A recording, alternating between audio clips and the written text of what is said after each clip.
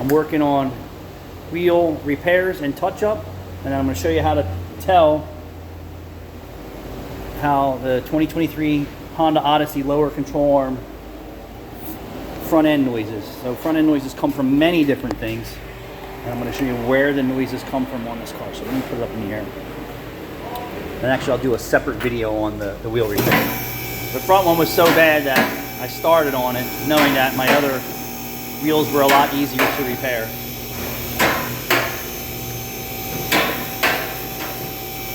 And then we have the coolant draining and the AC recovering, so we can shred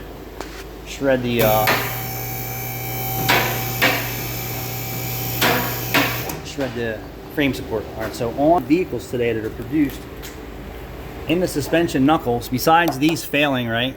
Typically I see these wear out before I see the spherical Heim joint in the lower control arm. So I'm going to zoom in for you guys. So right there, boom.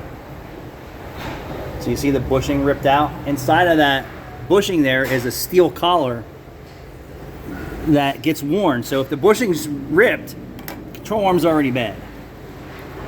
So typically we see these fail the lower control arm brackets, which on this car you can't service, but in this case it's the lower control arm itself at 64,000 miles. No sway bar link problems, no sway bar to frame problems, no strut problems.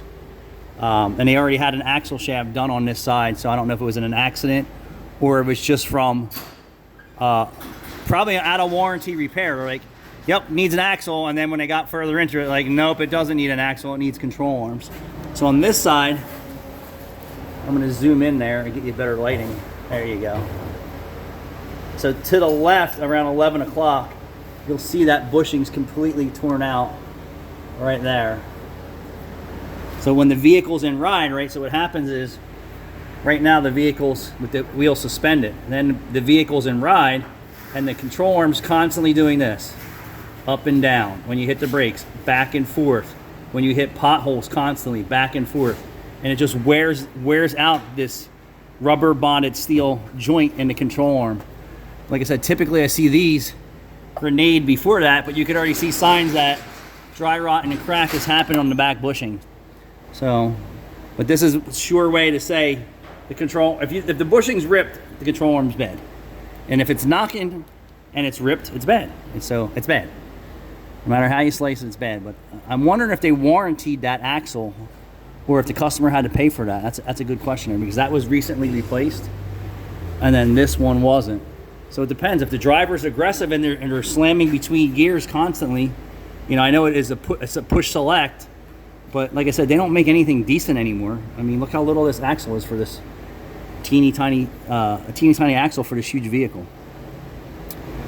All right, guys, watch, and I'll bring you back for the wheel repairs.